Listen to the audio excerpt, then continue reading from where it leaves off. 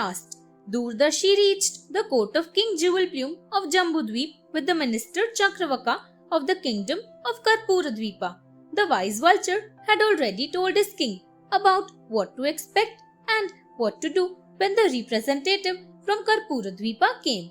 So King Jewelplume welcomed Chakravaka and discussed the peace treaty with him and approved of it. He gave many gifts too to the minister to confirm his goodwill. Then they sent him back to his country. Both the kingdoms had made honorable peace. King Jewelplume then asked Durdarshi what they should do next. Let us return to our kingdom in the Vindhyas, sir, said Durdarshi, before the monsoon rains begin. So they all returned to their kingdoms, and peace came to the land once more. The last word. Vishnu Sharma had taught all that was necessary to the princes. Then he asked them if there was anything else they would like to know from him. The princes had become wiser by learning to understand the details of how to run a kingdom. They had understood what kind of people they must trust, what noble and good is, how to rule people by recognizing their qualities, and how to make friends with the right kind of persons. They thanked their revered teacher. They were now ready to go back to their father and assist him. The great book of good counsel ends with thanks to King Dhavala Chandra, who was the patron, and to the writer of the Hitopdesh, Narayan Pandit.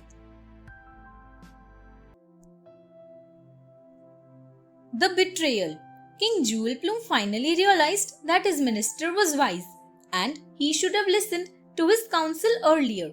But now, having reached Karpuradweepa with all the preparations of the war, there was no way they could turn back. If they turned away now, it would bring them great dishonor. He asked Durdarshi why he had stopped him earlier, but the wise old vulture said, "There is no point in showing a mirror to a blind man, sir. At that time you were too blinded by your own ideas to hear what I was saying. So I kept quiet. There was a fierce battle at the gates of the fort, but the crows were treacherous. They set fire to the houses inside the fort. They set up a cry that the fort had fallen.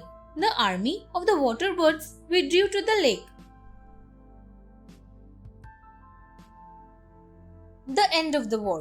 King Silverplume was extremely sad, since his kingdom had been betrayed by the crows whom he had befriended and treated with courtesy. He too went slowly to the lake with the rest of his forces. One of his generals, the Saras, was helping him. Silverplume asked the Saras to leave him and try to save himself instead. He named his son Chudamani as his successor, but the Saras was devoted to his king. He said he would die defending him and the fort rather than let his king face the enemy alone. When a cock attacked Silverplume, the Saras threw himself at the attacker. He saved Silverplume, pushing him into the lake, and died fighting. King Jewelplume, the victor, took over the fort. Vishnu Sharma completed the chapter on war, teaching the princes how to handle it with caution and wisdom. Thanks for watching. Do like, share, subscribe to Sahil Book House.